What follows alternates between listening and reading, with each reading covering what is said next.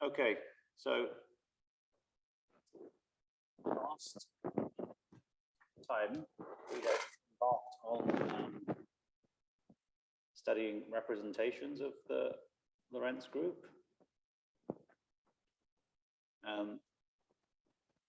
Previously, we had shown that the Lorentz algebra in 3+1 dimensions is isomorphic to 2 copies of the SU2 algebra. And that's summarized in this slide here. When I'd previously done this, there was a typo. These square root of -1s were missing. So thanks for those of you who pointed that out to me.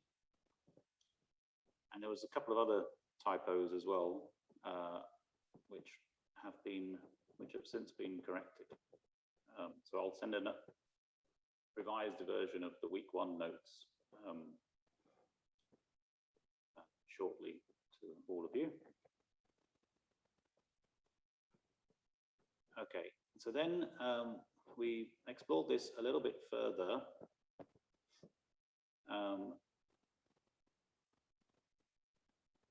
And also introduced the 4-vector notation. So here we were simply redefining, if you like, the Lorentz group as the set of matrices which preserve the Minkowski metric. And we took some time to understand why that is the case by just redoing our previous computations in this with this definition in mind. And then we were simply making. Was there a question? Patrick, is that you?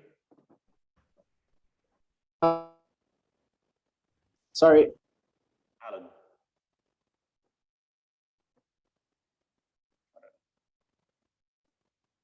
It was just a mistake. Okay, sorry. So then we were taking analogy with SON, and one can think of SON as actually the group of matrices which preserve the identity matrix. And that motivates the name of the Lorentz group. One thinks of it as the group of matrices which preserve the bilinear form, which is the Minkowski metric. And that gives us the definition of Lorentz type groups in different dimensions. So in general, you could have SOP, Q, where P is the number of spatial dimensions and Q the number of time dimensions.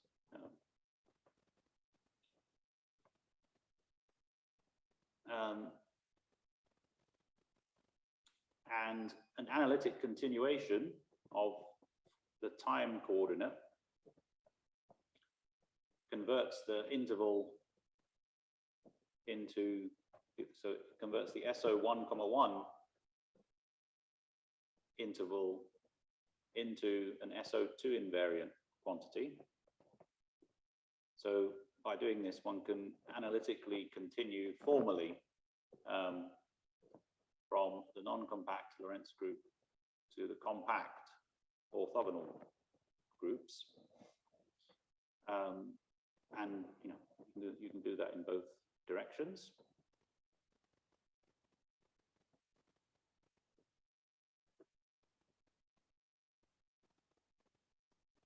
We introduced 4 vectors,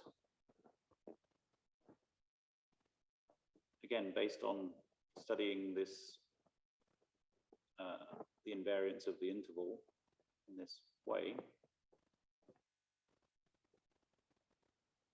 And so just wanted to,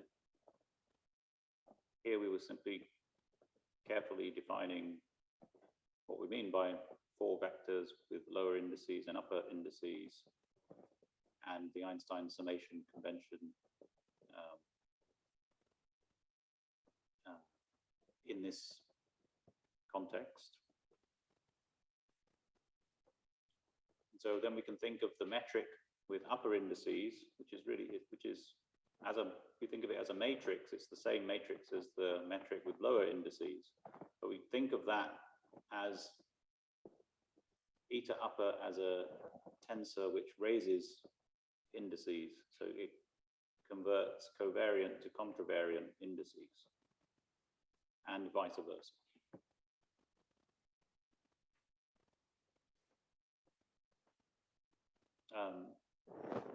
Here, simply remarking one obviously has more than just x mu has 4 vectors. There are many 4 vectors around, and we will meet some of them as the course goes on.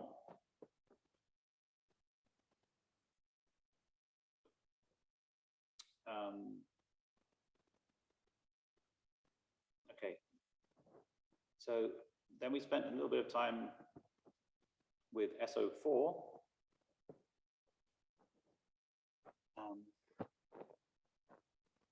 And the generators of SO4 as a basis for the antisymmetric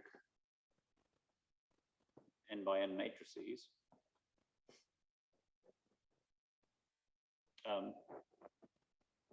So this is the sort of geometric derivation, if you like, of the Lie algebra of SO4, or you can do this for SON in general. And here the point is that one can split up one considers the set of planes, 2-dimensional planes inside your n-dimensional space, because rotations take place in planes. And in 4 dimensions, there are 6 independent planes, which means that SO4 is actually a 6-dimensional group.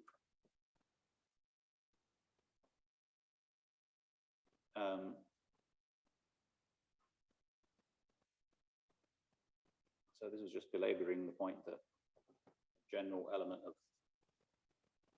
of this 4-dimensional or fundamental representation of the Lie algebra of SO4 will be an antisymmetric matrix. And then, similar to what we were discussing for the Lorentz algebra in 4 dimensions, or 3+1 dimensions, here we show that the Lie algebra of SO4 is also 2 copies of the SU2 Lie algebra. And in some sense, that must be true because of the analytic continuation trick that I just mentioned. It's just that you will change emission to anti-emission and so on in various places by introducing the analytic continuation.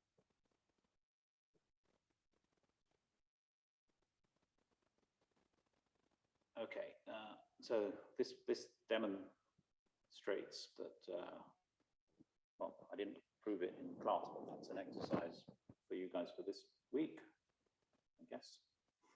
In fact, I have to decide exactly where to cut off the exercises for this week.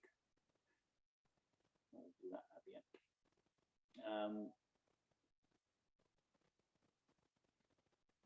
That's just an example.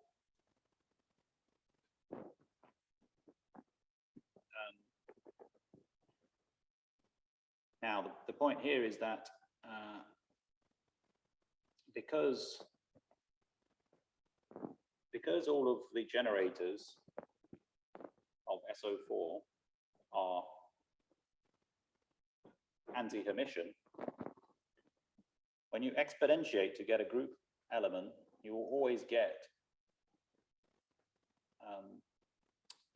a unitary matrix in a compact group, because you'll just have the angles. And so, unlike the Lorentz group, which is not 2 copies of SU2 or related to 2 copies of SU2. That's only true at the algebra level. For SO4, it's actually true up to overall Z2, which is the same Z2 which distinguishes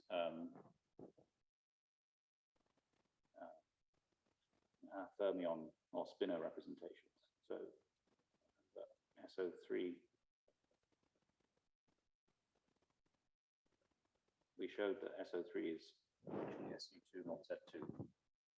This is true for all of the compact SO. A statement like this is true for all of the compact SO groups.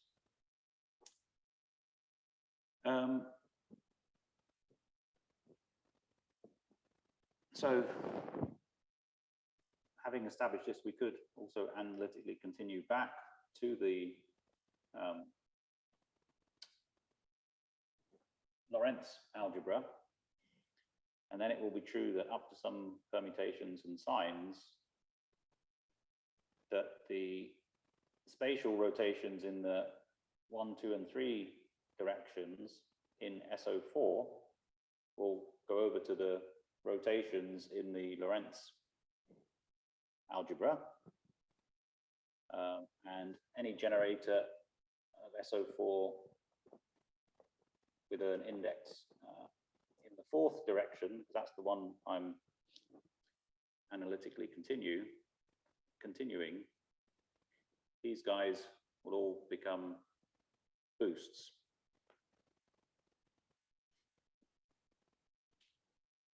Okay.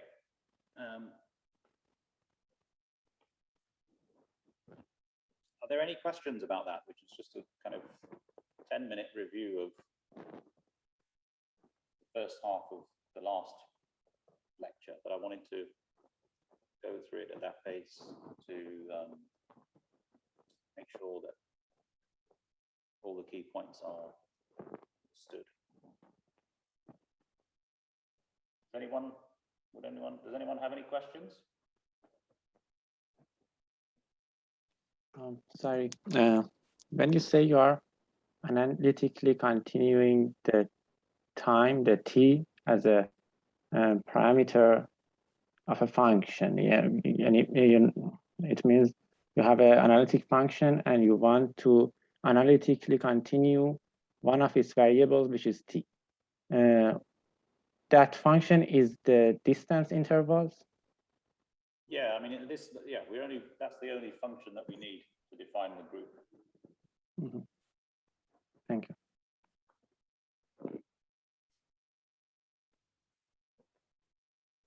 Anyone else want to ask anything?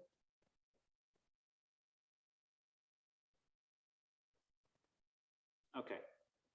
So then, having explored this algebra a little bit,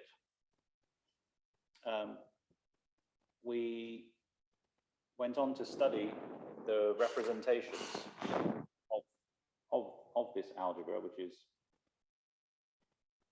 2 copies of the SU2 algebra.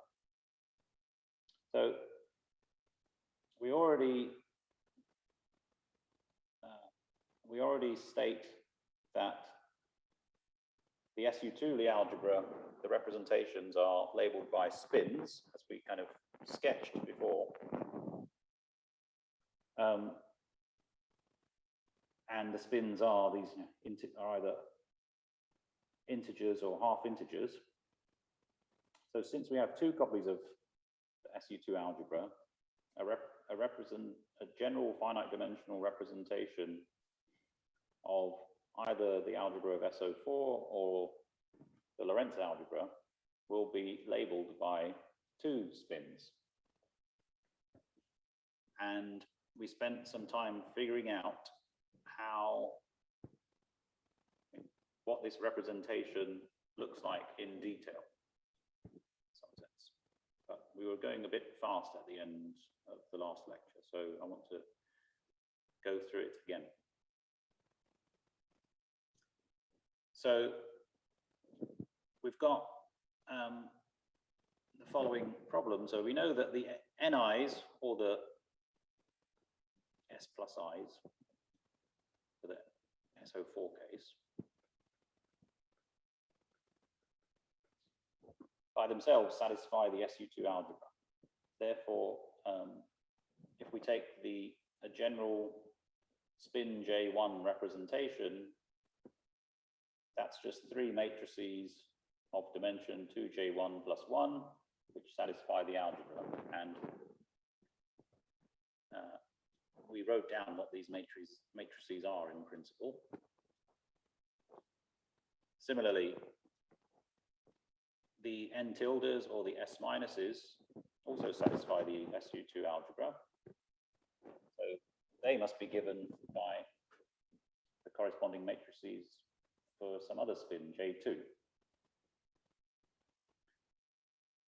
But a representation of SU2 times SU2, or indeed any other algebra, is a set of matrices of a fixed dimension, where the matrices are all of the same dimension, let's say n by n matrices, which satisfy the algebra relations. Whereas these matrices, these two sets of matrices clearly have different dimensions. And moreover, we want this set of matrices to commute with one another. So we need to fix this problem somehow. And the way it's fixed is through tensor products. And this construction, by the way, of tensor products, it applies whenever you've got an algebra which is the direct sum of two or more algebras. You use this tensor product representation theory to construct the general representations of that product algebra. Sorry, sum. It's more like a sum algebra. Okay, so the idea now is that if we've got a representation, if we've got a pair of representations of some group, some fixed group G, and you have representations of dimension m and n, then the tensor product allows us to construct a representation of dimension m times n. Okay. So at the group level, we have the group relations, which are satisfied for all of the elements of the group. And the representation of the group will be a homomorphism of those relations by matrices. And the same for the n-dimensional representation.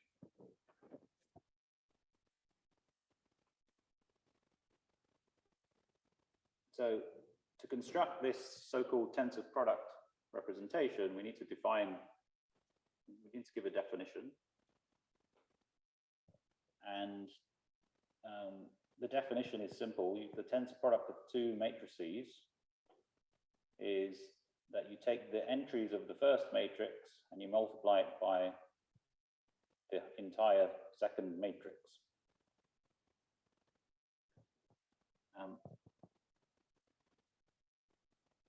Is everyone clear on this definition of the tensor product? If you're not, please speak up. Don't be shy to ask questions. All right. Now remember, I could have done it the other way around. I could have said, take the first matrix and multiply by the entries of the second matrix. So there's a convention here that I'm adhering to, and hopefully I'll remember that convention all the way through. You can do the same thing with vectors. So if you have two vectors v and w, their tensor product will be, you take the components of the first vector and multiply them by the second vector. And really nice property that you can check, at least in low dimensional examples explicitly, or if you're clever with writing matrix indices, you can check it generally, is that if I have now a matrix acting on V and a matrix acting on W, we've got A and B acting on them. Then the tensor product of those two vectors is the tensor product of A and B acting on the tensor product of V and W.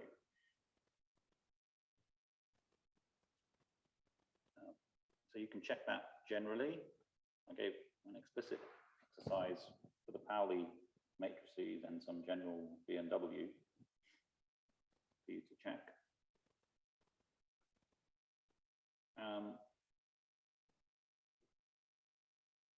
So now, on this slide, we're showing that this tensor product representation really is a representation of the group G. So we want to claim that you take these are some matrices, and since they're built themselves from representation, two different representations of G, we can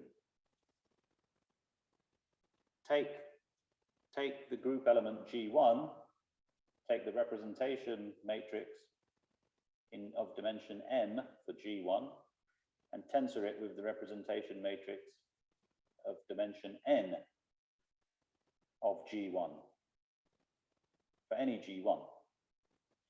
And then I multiply that by the corresponding tensor product of matrices for G2, and then I use the tensor product property to show that that is actually G1 times G2 in the m-dimensional representation tensored with G1 times G2 in the n-dimensional representation. But those factors are respectively G3 in the m-dimensional representation tensored with G3 in the n-dimensional representation. So therefore, that provides a homomorphism of G1 times G2 is equal to G3. So that's the beauty of this tensor product.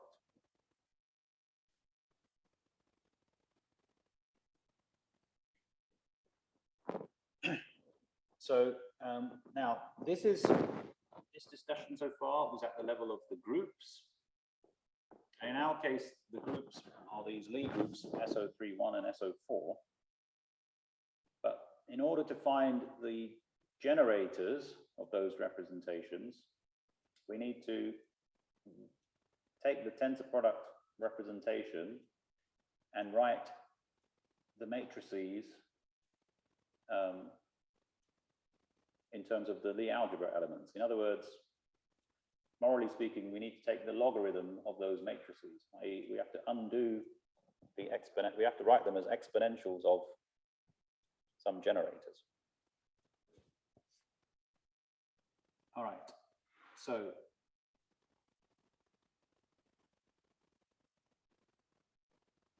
let's do that. Now, we already know what the individual generators are for SU2 itself, right?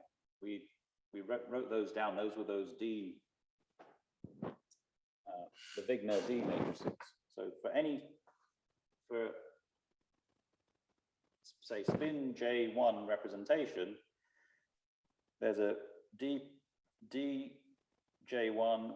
I mean, there's a D1, D2, D3 in that representation, which satisfies the algebra. Sorry, I think there's a conflict of notation here, actually.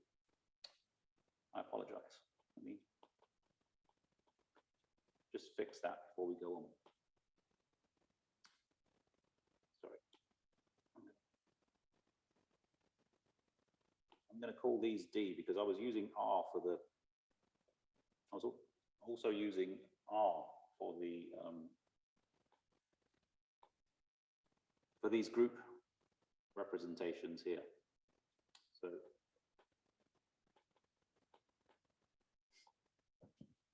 okay, so we've got these representations. Now we can exponentiate for the spin J1 representation. So if I'm doing here, I'm using theta plus and theta minus because I'm just to be concrete, and that I'm doing that with SO4 in mind. But we do the same thing with if we're doing SO31, we would have the parameters corresponding to the Lorentz group, the boost and rotation parameters for those.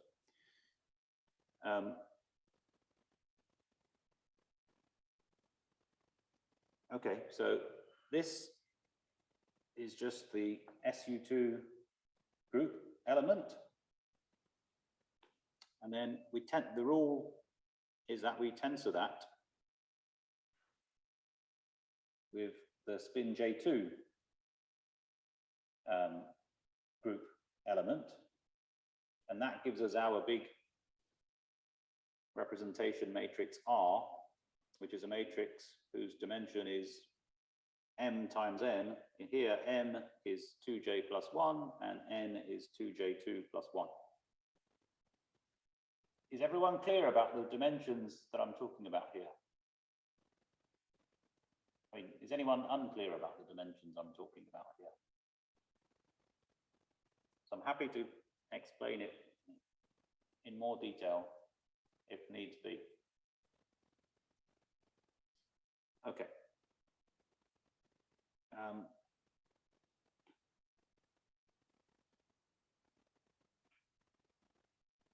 Maybe I'll write it clearer on this slide.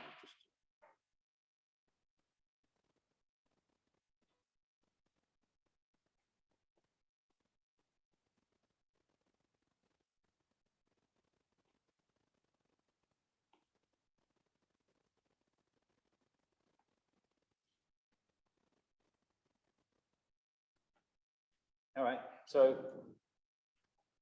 this already gives us the matrices as exponentials. But now to get the generators, we should take these, we need to write R, the big R, as the identity plus the generators plus higher order terms. And then we just keep the first term, and that gives us the Lie algebra representation. So this is our big R again, and in a slightly more compact notation. Now, so just to be clear, so this is the first two terms in the expansion of the first exponential, the spin J1 representation, and then this is the expansion of the spin J2 representation. And we still have the tensor product. Maybe it's better to write the tensor product here.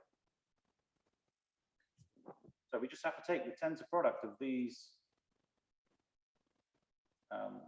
of the terms which I've written explicitly in the brackets. And that gives us, so from here, this is just, the first term is just 1 tensor 1 of the corresponding dimensions. And then if I just flick back and forth, then we have a term which is this identity tensor this fellow. And then we have another term which is this fellow tensor the identity. And remember, the order is important.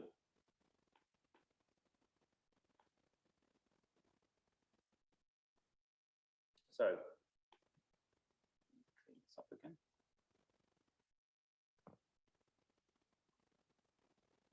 So that's what we end up with. And so these terms here, these two terms, are the generators.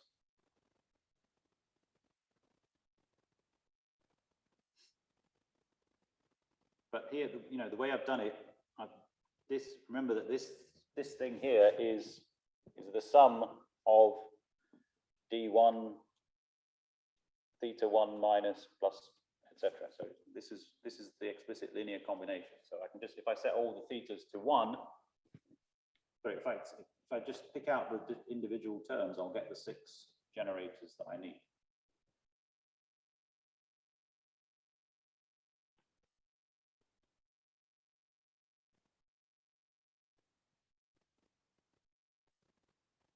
Now, the SIs, or I could also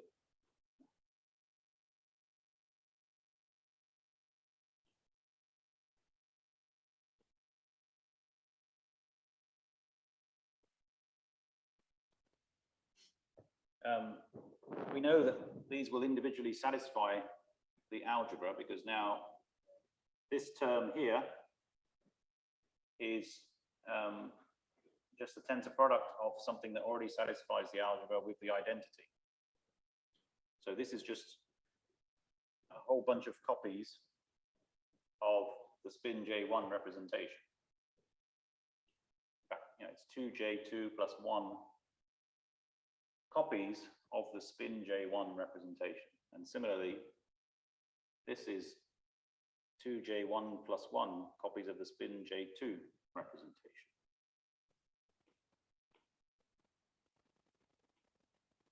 Ooh, what's happening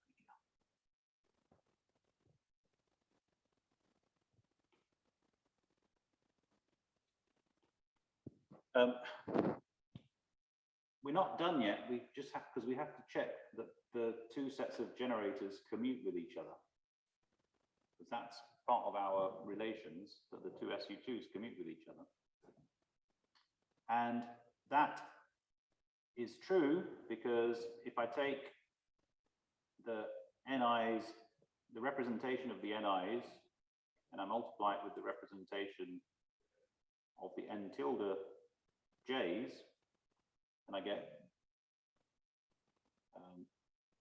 this matrix times this matrix.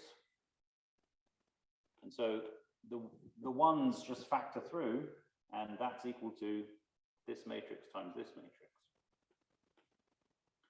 But if I was to do it the other way around, I would get the same result, because the other way around, I have this matrix times this matrix, but again, the ones factor through. I mean, the identity matrices factor through, and that's equal to dij1 tensor djj2. So therefore, we now have a representation of the Lie algebra of SU2 plus the Lie algebra of SU2, which means we have now representations of the SO4 and the SO3,1 Lorentz algebras. Now, because all of the irreducible representations of SU2 are given by the D matrices, you know, by the spin J1 or spin J2 D matrices, then we've actually constructed all finite dimensional representations of SO4 and SO3,1. Which is what I say over here.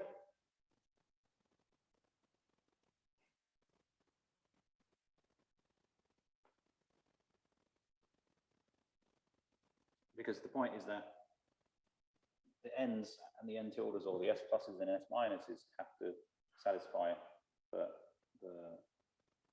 SU2 algebra, and the classification of SU2 representations means that that has to be true, and that we know all of the representations, and therefore we've constructed all representations.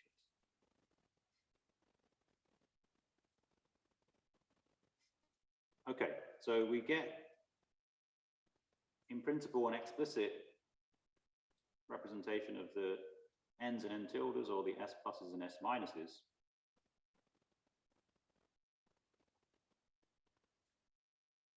Now, so a priori, you would say, okay, well, these representations are the same thing. You know, so what's so different about SO4 and SO3,1?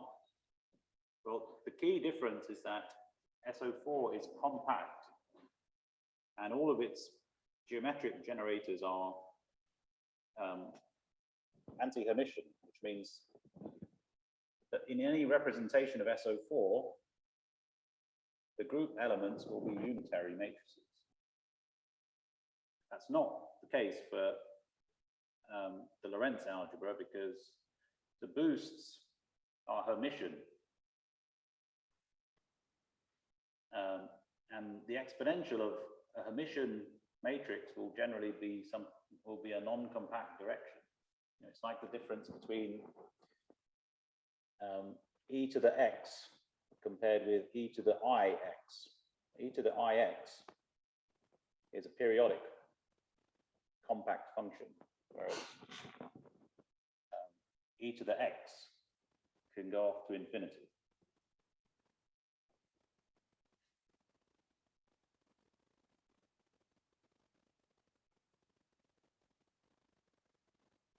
So, okay, that's just, this is what I've said on this slide anyway. I mean, sorry, what I've just said is written on this slide. So what this means is that the representations of SO4 are unitary, whereas those of the Lorentz group are not. They're not unitary representations.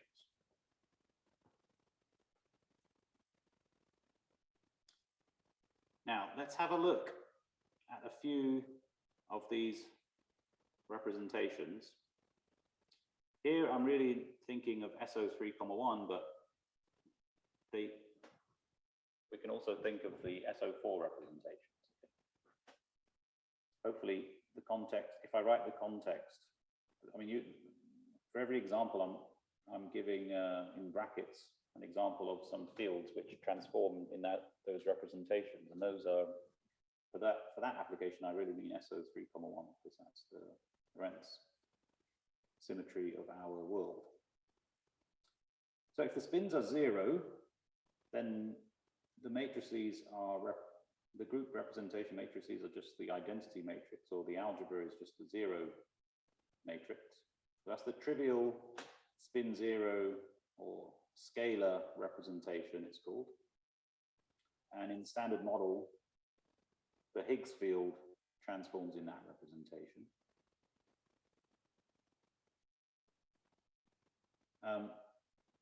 Then the first non-trivial representation is either the 1/2 0 or 0.5 representation.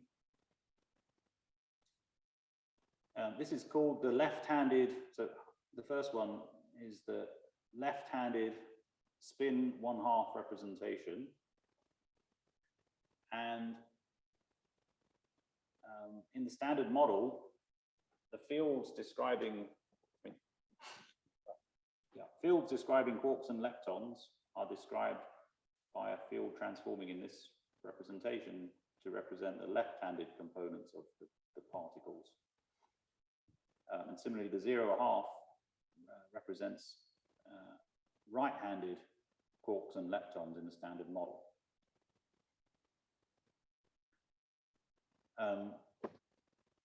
So usually when you meet, I mean, those of you that might have already studied the Dirac equation may not have studied this representation theory at this level before. Usually the left and right-handed components of spinor fields are introduced before one understands the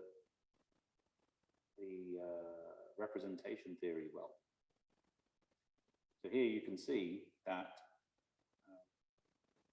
the irreducible representations of SO3,1, the spinor representations, there are of two independent kinds. And therefore, it's natural that when you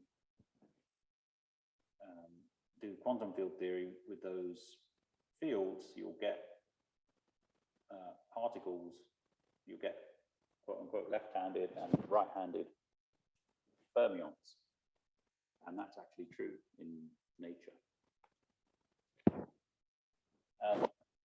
General fermion fields transform in the sum of these two representations. So because it's a sum, this is a reducible representation, and these are usually called Dirac fields or Dirac spinors.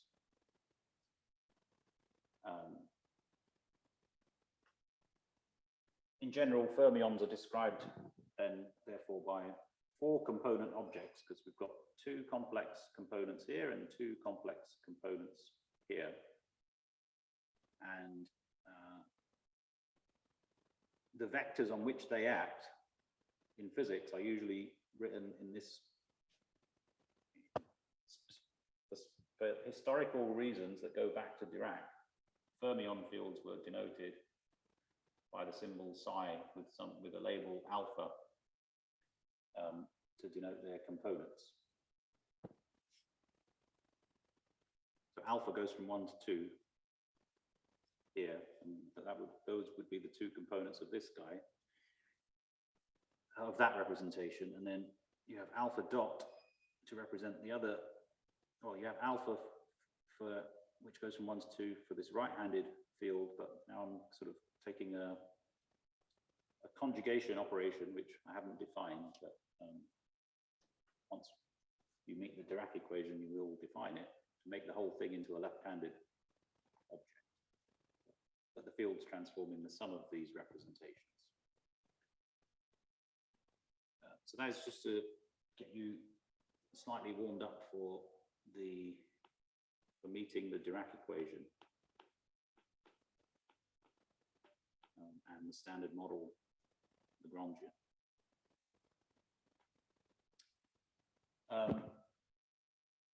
If I take both spins equal to a half, then I get a spin 1 representation, because the spin of the representation is the sum of the two J1 and J2. And this is the representation in which the gauge bosons of the standard model, so photons, Ws, Zs, gluons, they transform in that representation. And this 4-dimensional representation is equivalent to a representation that we already know. We already have the 4-dimensional Lorentz group elements. In other words, the exponentials of the geometric rotations and geometric boost generators that we wrote down before. So these two this way of, so this is 4-dimensional because it's 2 tensor 2, because it's the tensor product of two 2-dimensional representations. And this is clearly a 4-dimensional representation. It's a 4x4 matrix. So those representations are equivalent to each other, in fact.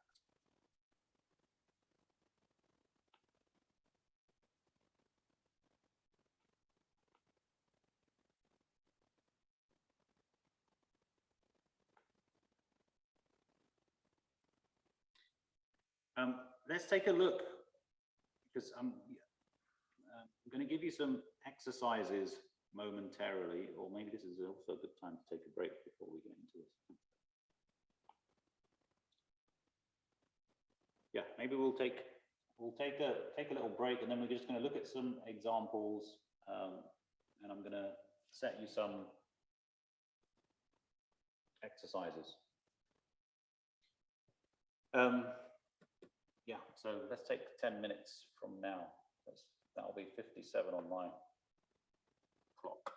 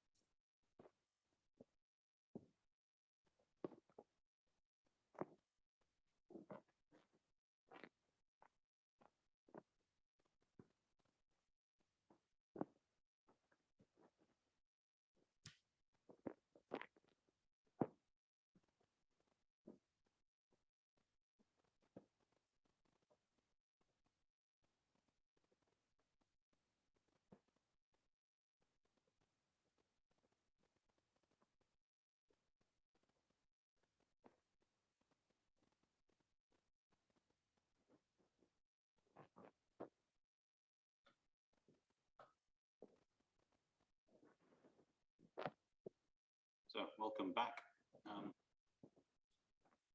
It's amusing that it seems to keep stopping at 47 past the hour. It's always good to stop on a prime number of minutes.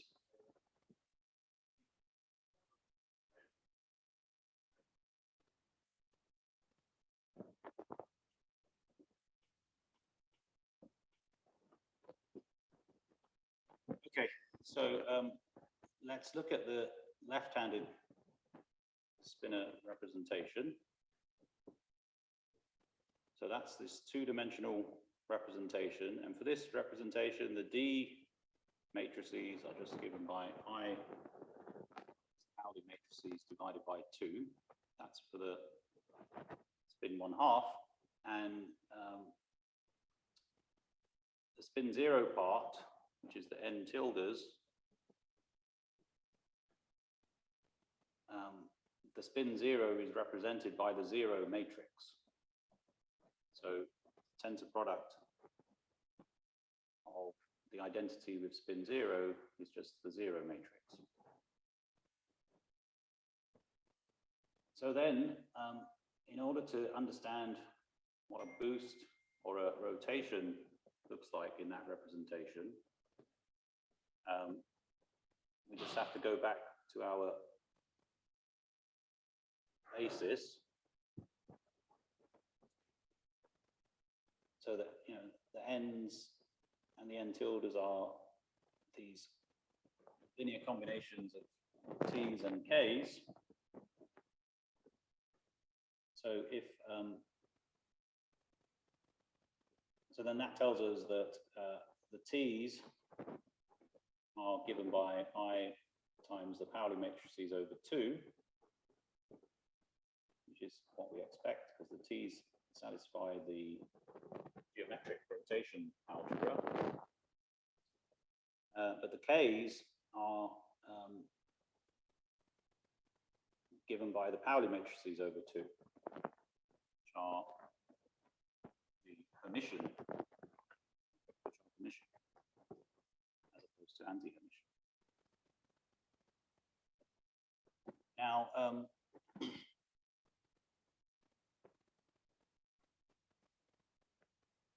we can take this two-dimensional representation for the algebra and look at the group elements.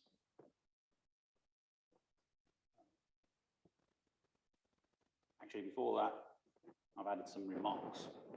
Sorry, I'll do that in a second. I just want to consider the following transformation, which is parity transformation. So parity, which is usually called P, takes the spatial components of a vector and multiplies them by -1.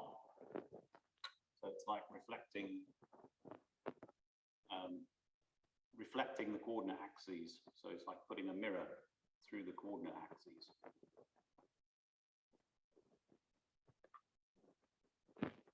This, by the way, leaves invariant the interval. So this is also a Lorentz transformation, but it's not, this matrix is clearly not in SO3,1 because its determinant is equal to -1. So it's SO3,1 in the literature sometimes is called the proper orthochronous part of the Lorentz group. But there are additional transformations which are all discrete, which also preserve the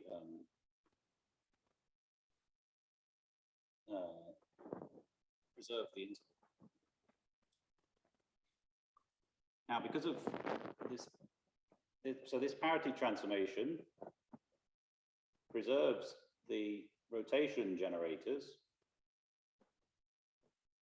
but changes the sign of the boost generators, because the rotation generators in our geometric understanding corresponds to rotations in planes. And if I change the,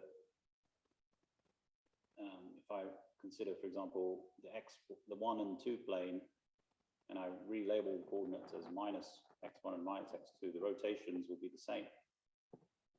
But if I take a boost, the boost actually depends on a single direction, a given boost. We change the sign of that direction corresponds to changing the sign of the generator of the boost.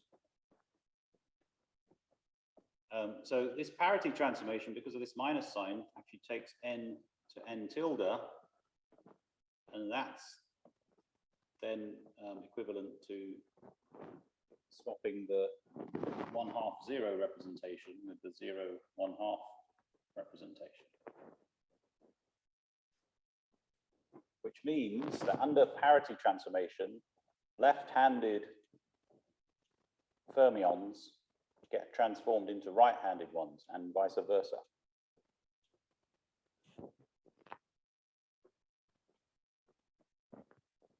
So I wanted to just bring in some physics that you will learn about in much more detail when you study the standard model. In nature, parity is actually broken by the weak interactions because left-handed quarks and leptons, in fact, have different interactions with W and Z bosons compared to right-handed quarks and leptons. And this has been measured with great precision at collider experiments like the Large Electron-Positron Collider that was at CERN, the Tevatron Collider that used to be at Fermilab in the US, and now the Large Hadron Collider, which is the accelerator which replaced, in some sense, the Electron-Positron Collider left. Maybe I'll write that here.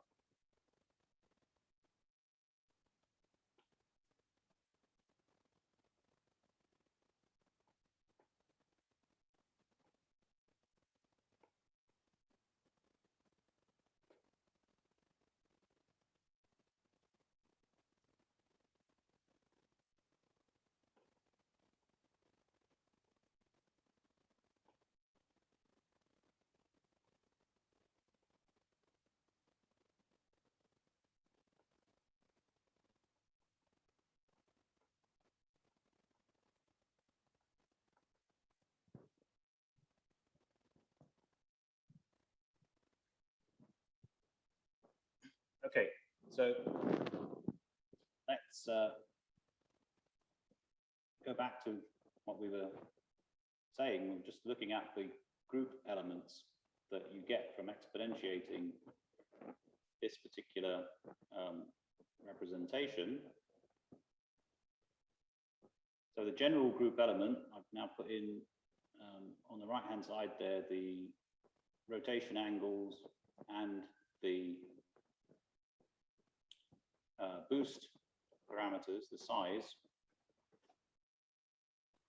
So then clearly, if psi is equal to 0, if you put all the si's equal to 0, then you just get a general rotation element in the two-dimensional representation, and M will be a special unitary matrix. If you switch on any of the si's, any of the boosts, then M is no longer unitary, but it is traceless. So we get matrices which are, the M's are determinant 1 complex matrices. And that's essentially the only property that they have. So the determinant being non-zero means that you get a group of matrices.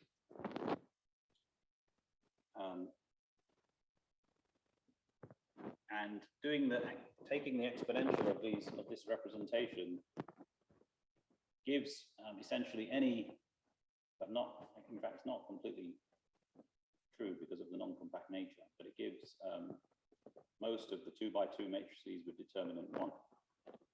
So these are called, this group is called SL2C. So it just means it's a subset of the set of general invertible 2 by 2 matrices, those that have determinant 1. And this group is related to the Lorentz group in the same way that we saw that SO3 is SU2 mod Z2 and SO4 is 2 copies of SU2 divided by Z2. So in fact, SO3, 1 is SL2C mod Z2.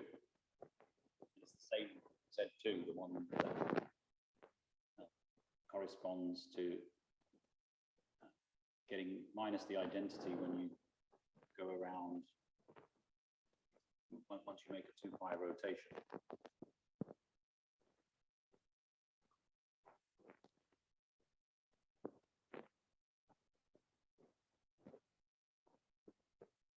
Okay, so these are 2 further exercises. So the exercises are to look at, the first one is to construct explicitly this spin 1 representation by using the half, tensor product representation that we've defined. So here I just want you to work out the T's and the K's explicitly in this representation. And then do the same thing for this Dirac representation, which is the sum of the left-handed and right-handed spinor representations, but not, I don't want you to do that for Lorentz, but you can if you want, of course. But for the compact, sorry, the Lie algebra of SO4.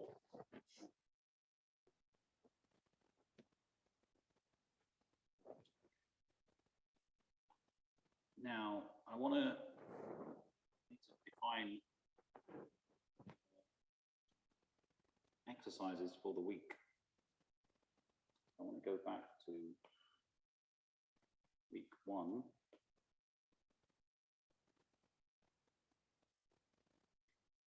Can anyone remember up to what point the exercises stopped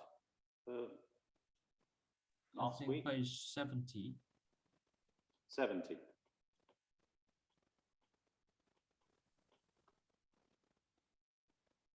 Okay. All right, so yeah. Oh, by the way, yeah, I noticed something else which I've added here. So in the previous incarnation of the notes, we had this minus sign change of basis for T1 and T3. I noticed that you can do the same thing. You can get the same algebra with a different basis change. Might be easier to keep track of, or you might prefer it, but you just change the sign of K2 without touching the T hats. Just comment. So we need to check these relations. Oh, this was a typo, by the way. Have I done this? Yeah. This, in the original first version of the notes, there was a T sub K here, but this is actually a boost, because when you do a boost and a rotation, you're just rotating the direction of the boost. So it's just a typo.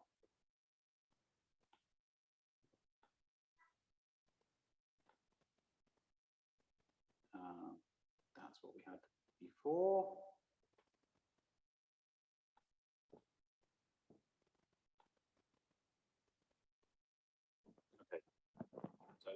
first main exercise is to verify this algebra.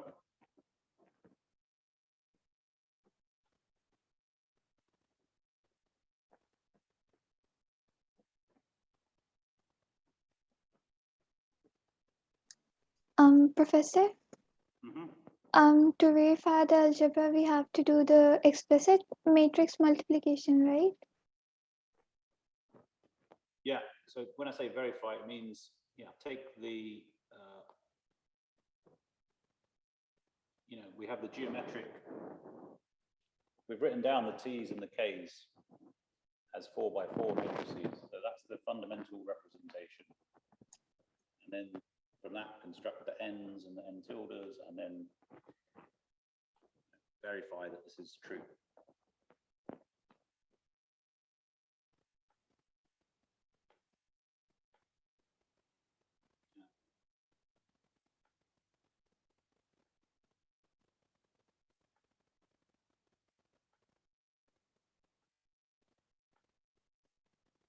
SU2 stuff.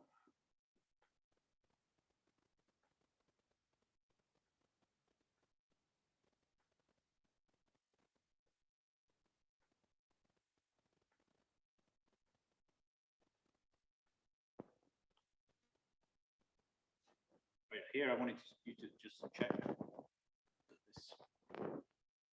Yes, the idea is to check the it's the importance of this minus sign, which is the thing that generates this Z2 that you divide by to relate SO groups to SU groups.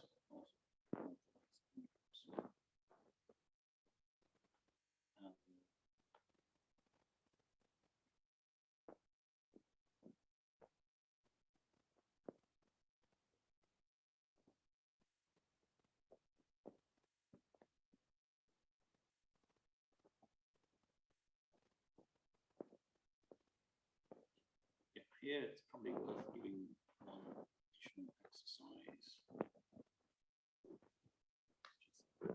Straightforward, given last week's exercises.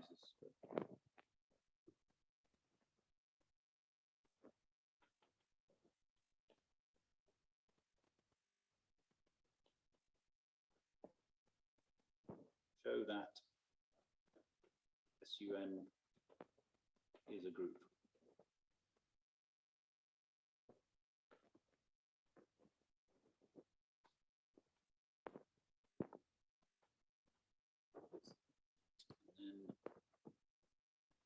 This week.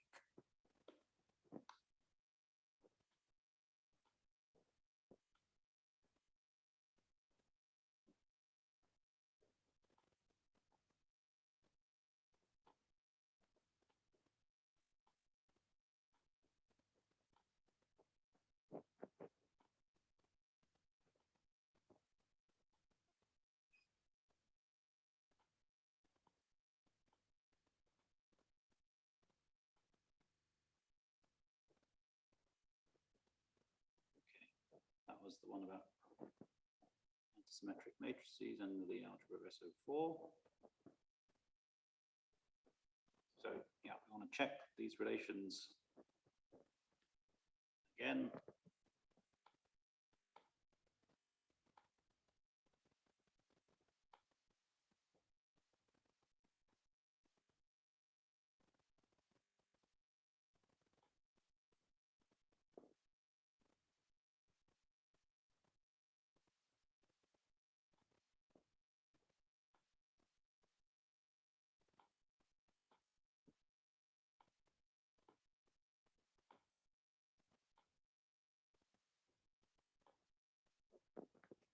This one exercise.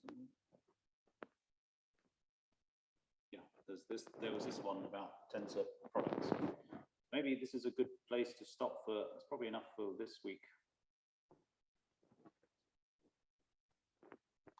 Up to and including page 33. All right, we've got like 10 minutes left, so let's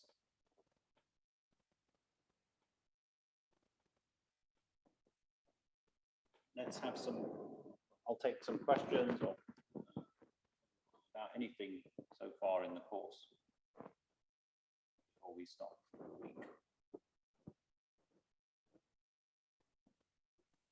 Sir, I want to ask a question about the representation of 1/2 and 1/2, the gauge representation. So basically, we can always decompose the tensor product of representation of SU2 into the sum of irreducible representation, right? So in this case, we can somehow break it into the smaller sum of irreducible representation. So my question is, so what is the effect of that decomposition on the gauge fields? I mean, can we also somehow break? Yeah.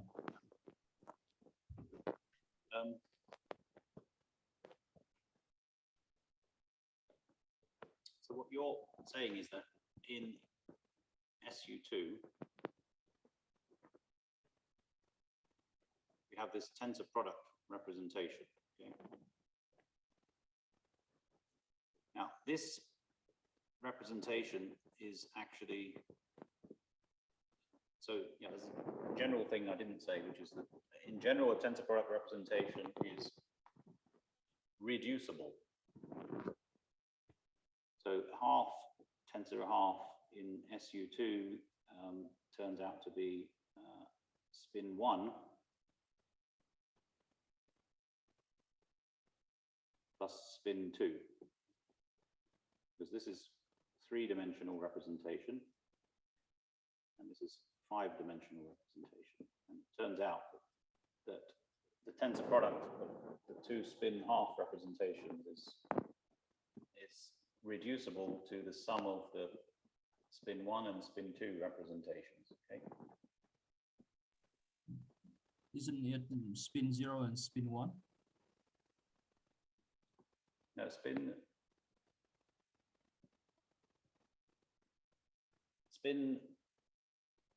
0 has dimension 1. 1 and spin 1 has dimension 3. So in total, we have 4 degree of freedom. Oh, sorry. Yes, you're right. I was thinking 2 tensor 4. Sorry. That's correct. You're right.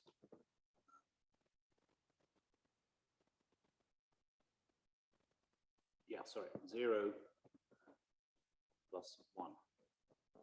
So 1-dimensional trivial representation and 3-dimensional. Yeah, sorry.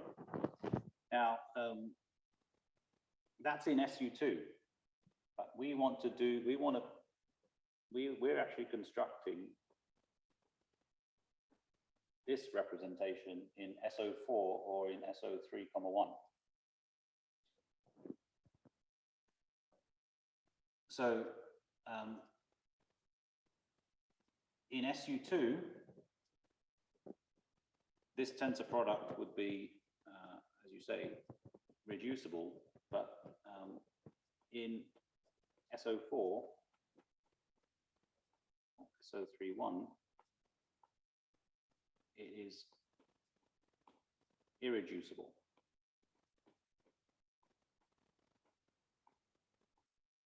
And the reason is that this group is 3-dimensional, whereas this group here is 6-dimensional. So what you're actually,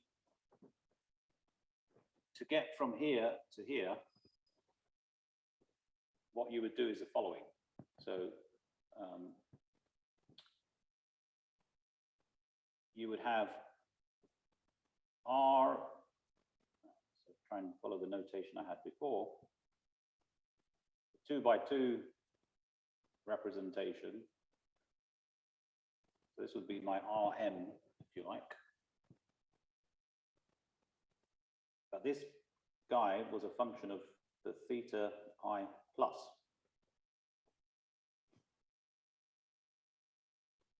Whereas Rn, so now n is the two-dimensional representation again, is a function of theta j minus. So these are the 6 parameters of these group representation matrices. If I set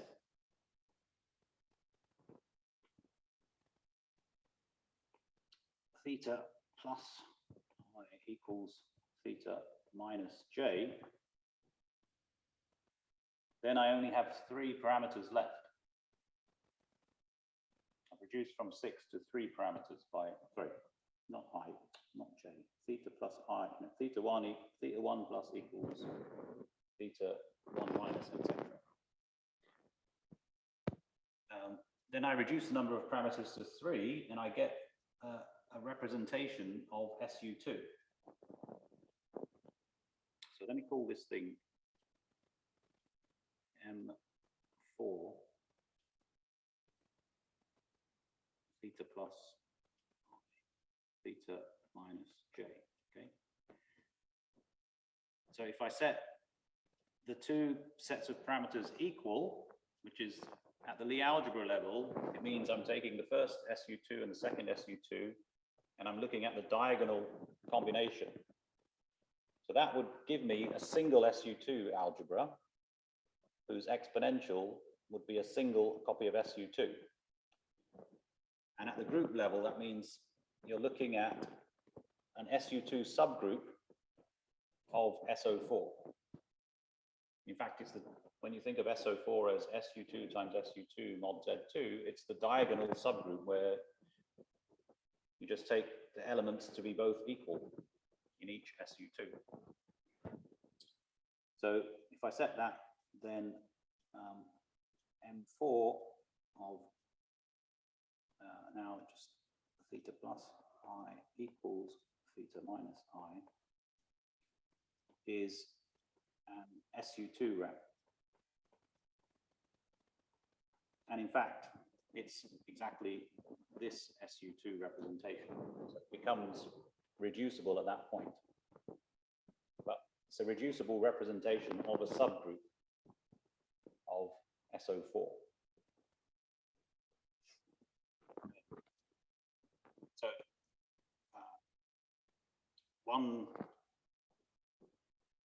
now there are actually different ways of doing this in more detail. So I can take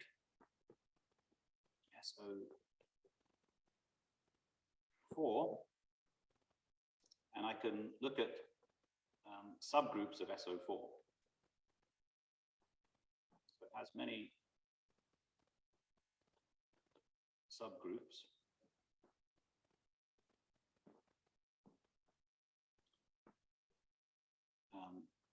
And if I take, for example,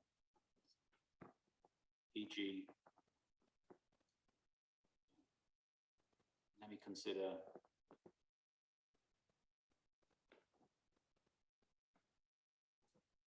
in the fundamental representation of the 4x4 one, which is the one we're talking about.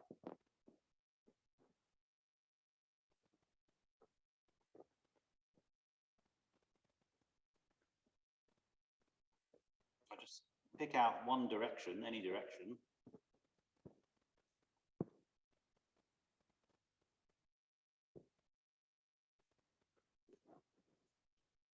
just look at the subset of matrices of this form inside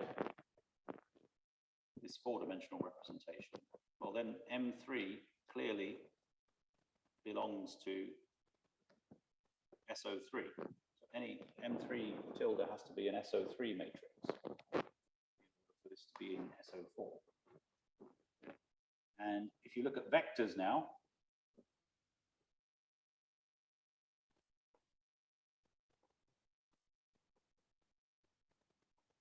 under this transformation,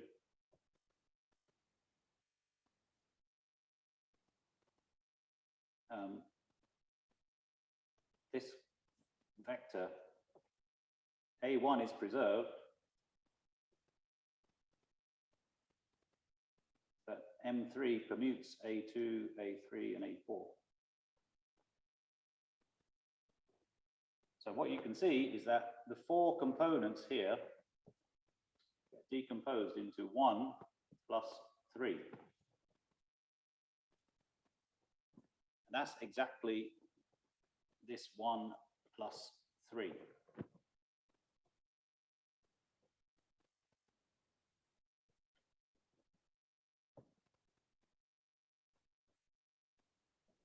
So in general, if you have an irreducible representation of some group G, and you then look at any subgroup, that irreducible representation of G will become a representation of the subgroup. And usually it's a reducible representation of the subgroup, but not always. Thank you. That's the idea.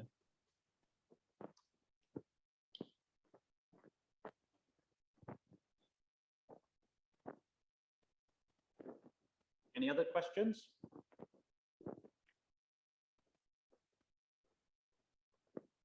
I had one question about, I think, the last problem on the last page. It was about getting a representation of the Dirac fermion. Last page.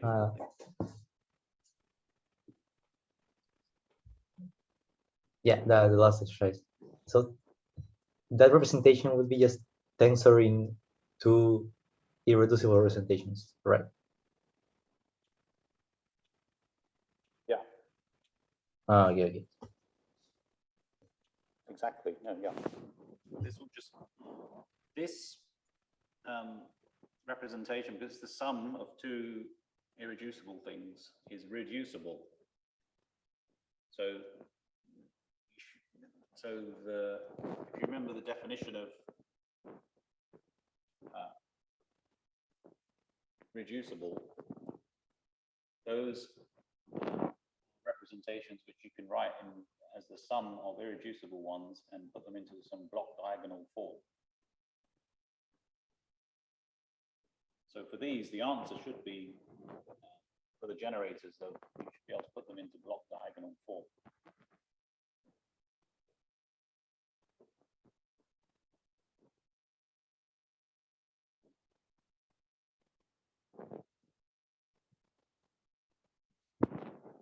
Any other questions?